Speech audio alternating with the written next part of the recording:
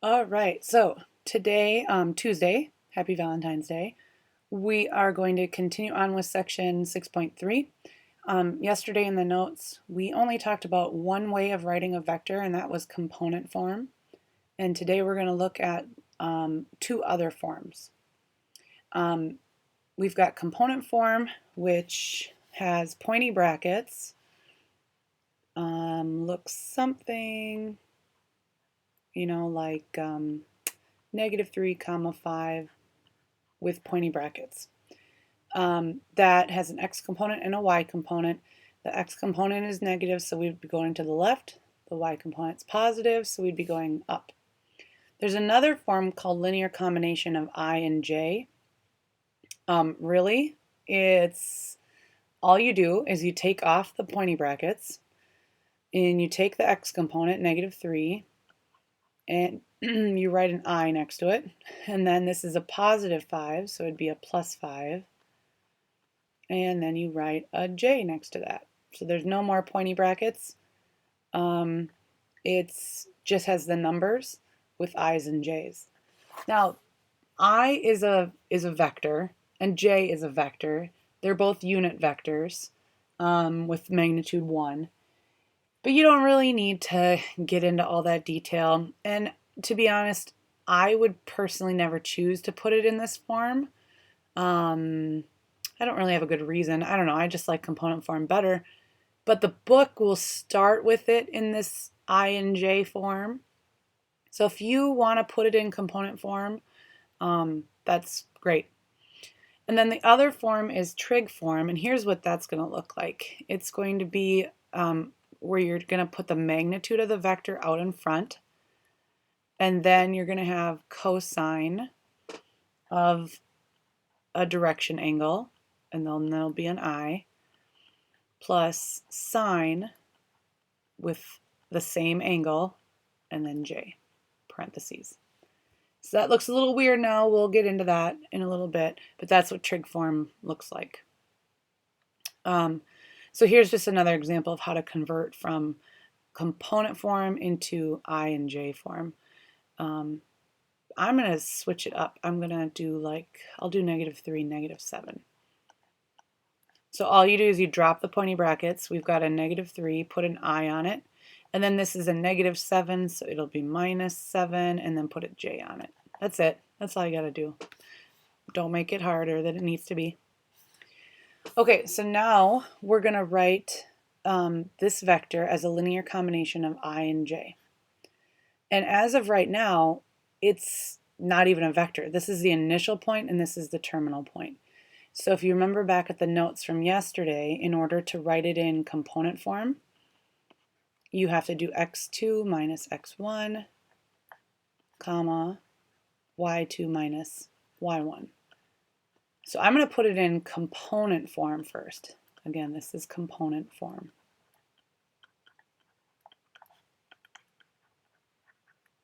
And if you label your initial point, that's x1, y1, and the terminal point has to be x2, y2. That matters. The initial has to be the 1s and the terminal has to be the 2s. Otherwise, you're going to be going in the wrong direction. So we would be doing 5 minus 0 and -9 minus -2. So this component form would then be 5, comma, -9 plus 2 would be a -7. So again, that's component form, but we want to write it in combinations of I's and J's. So all you have to do is just drop the pointy brackets, write the 5, slap an I on it, and then a -7 and slap a J on it. That's it. Okay? So that's kind of how you go back and forth between component form and this linear combination of I and J form. Now we're going to go on to trig form. So again, here's the general form for trig form of a vector. And just to give you kind of just a quick little example or visual, if I had a picture and we had a vector going at like a 45-degree angle, let's say, and I told you that the magnitude of that vector was, let's say 3. Okay, so the direction angle is 45, the magnitude is 3. and we'll call this vector v. So that's what this symbol represents here is magnitude. So the magnitude is 3, and then the angle was 45.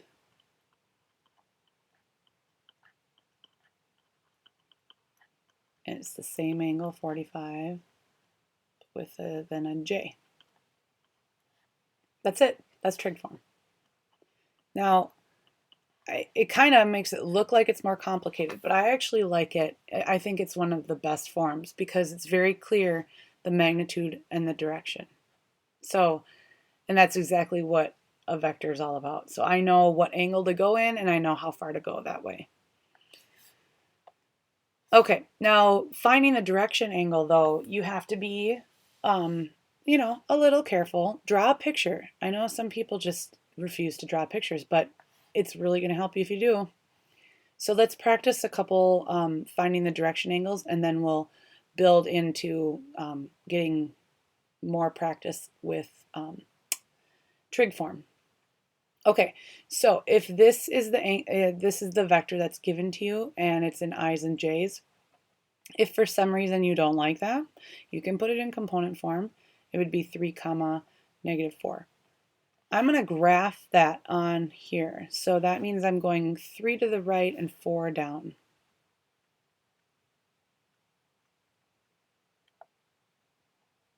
All right, and I'm going to turn this into a right triangle, just like we've always been doing, where the right angle is up by the x-axis, not the y-axis, x-axis, and your angle is by the origin.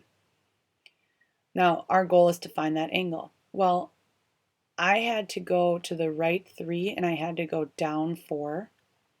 I have opposite and I have adjacent. So I can find theta if I use tangent. Tangent of theta would equal opposite over adjacent. And in order to get theta all by itself, we're going to have to do the inverse tangent. So type that in your calculator. Make sure that you're in degrees or that your answer's in degrees. It's just easier. So if you do the inverse tangent, again, that's this little -1 here. Inverse tangent of -4/3, you should get, I believe, -53.13 degrees. Okay, now if you take a sec to look up here, the direction angle must be positive. So we don't want to leave it as -53.13. We want to give the positive version of that angle. So all I have to do is add 360. Or if you want to think of it as 360 minus 53.13 degrees, go ahead. But when you do that, you get 306.87 degrees. And that would be the direction angle you would want.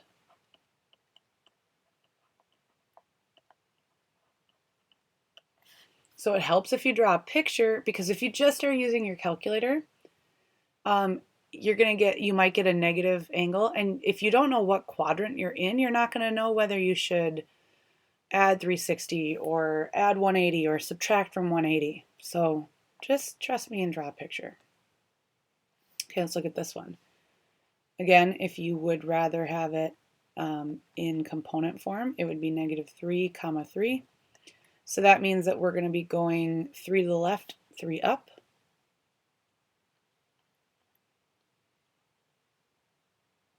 And make a right triangle out of it. The right angle goes by the x-axis, theta goes by the origin. We had to go to the left 3 and we had to go up 3 to get there. So to get this angle, we have opposite and adjacent. You'll notice it's always going to be tangent. So tangent of, that would be 3 over -3. So to get theta, we're going to have to do the inverse. Oops, I wrote that. Oh, slightly wrong. Let me write that a little nicer, okay? So tangent of theta would equal opposite,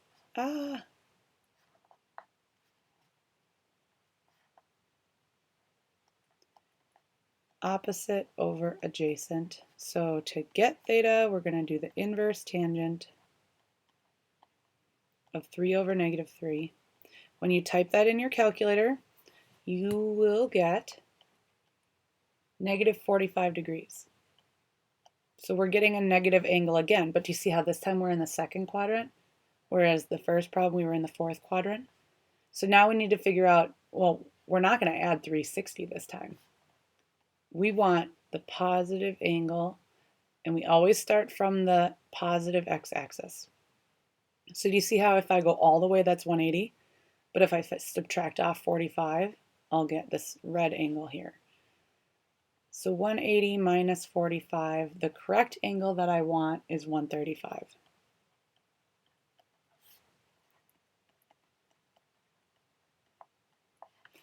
So you're going to need to do this kind of work to get your direction angle, and then you're going to be able to do trig form. So here's a full example of trig form. We're going to get the direction angle, we're going to find the magnitude, and then we're going to write it in trig form. And just as a reminder, trig form looks like this.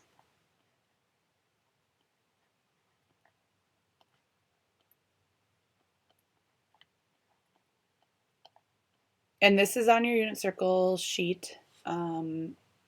Oh, you know what?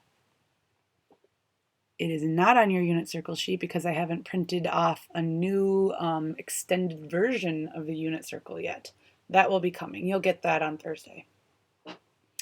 Okay, so we have to find the direction angle. So we've got 3i plus 7j. So that means we're going 3 to the right and 7 up.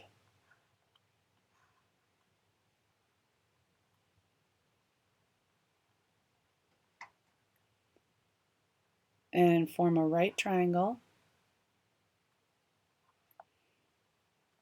over 3, up 7, and we're going to find this angle. And lucky for us, this is in the first quadrant, so we're not going to have to correct it in any way. Whatever we get is good, because it'll be a positive angle. Everything is positive in the first quadrant. So tangent of theta equals opposite over adjacent. We have to do the inverse tangent to figure out our angle, so you can type that in your calculator. When you type that in, you get 66.8. So that's our direction angle. Now we're going to find the magnitude. So remember back in the notes from yesterday, we take our x component, square it, plus our y component squared. So in this case, it will be the square root of 3 squared plus 7 squared. So we'll have 9 plus 49 under the square root, which we get 58, square root of 58. And if that simplifies, you should, but I don't think that one does. So we've got square root of 58 for our magnitude, and then cosine, our angle was 66.8 degrees. I plus sine 66.8 degrees J. So again, it kind of looks more complicated, but I know exactly what angle I'm going and then how far I'm going in that direction. Okay, moving on. Now you might have to go, from one form to the other. So we've already practiced going from component form to linear combination of i's and j's, forwards and backwards. We've also practiced going from component form to trig form.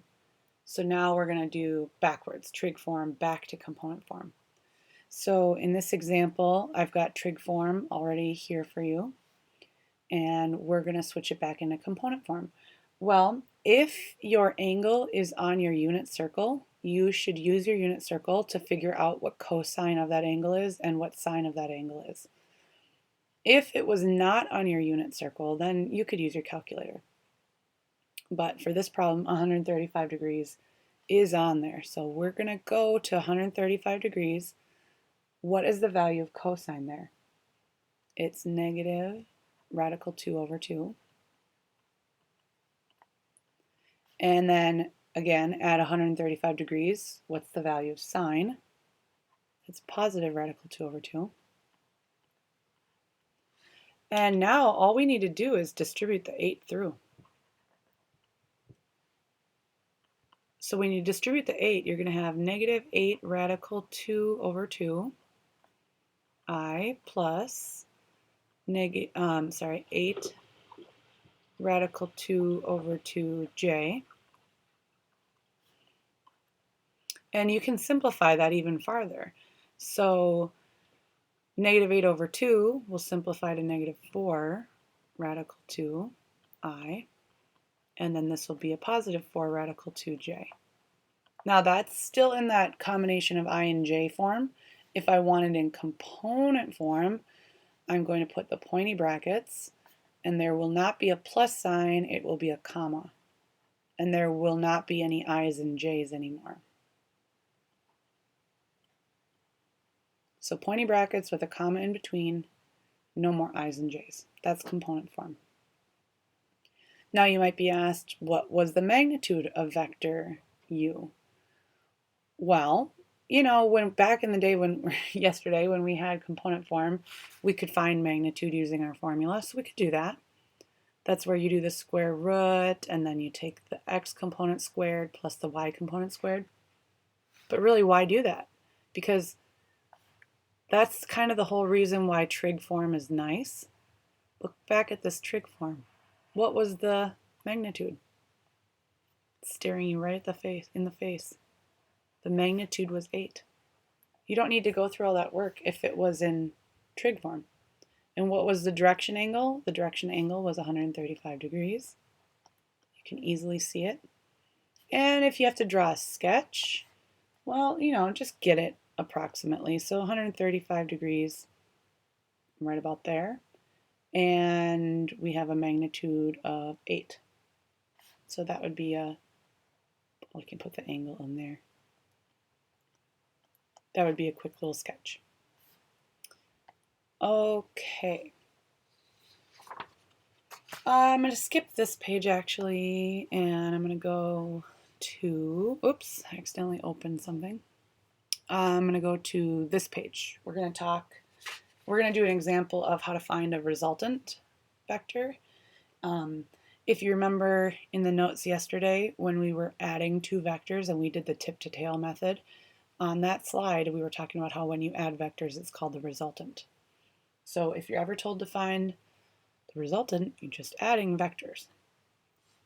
Okay, so in this particular problem, I'm giving you vector u information and I'm giving you vector v information. And notice I'm giving you a magnitude and I'm giving you an angle. So out of all the forms, I'm going to even go back. Out of all the forms, there's 3 forms we could put this vector in. If I gave you the magnitude and the angle, which form would be the easiest? Trig form would be the easiest. So here we are. So for vector u, the magnitude is 2. And then we're going to do cosine 30 degrees I plus sine 30 degrees j. Okay, now 30 degrees is on your unit circle. So go to 30 degrees. The value of cosine is radical 3 over 2. And the value of sine is 1/2. Now distribute the 2 through. These 2's will cancel because you'll have 2 radical 3 over 2. The 2's will cancel, so you just get radical 3. And distribute the 2 here. 2 times 1/2 is 1. So 1j. And we're going to write that in component form. So it'll just be radical 3, comma 1. Okay, so we just converted basically from trig to linear combination of i's and j's to component form. We're going to do the same thing with vector v because I'm given the magnitude and I'm given the direction angle. So cosine 90 degrees I plus sine 90 degrees J. 90 degrees is on your unit circle, so go to 90 degrees. The value of cosine is 0, and the value of sine is 1. Now distribute the 4 through. So you're still going to have 0I, but now you'll have 4J. And if we write that in component form, it would be 0, 4. All right, so that's vector U, that's vector V.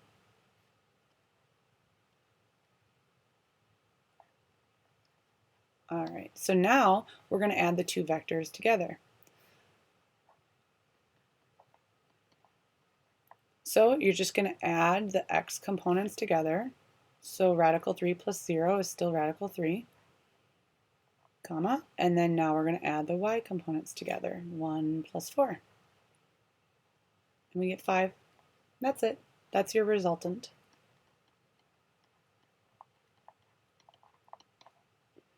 Okay, so that was vector V.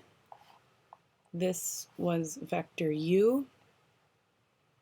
And all we did was add them together. That's it.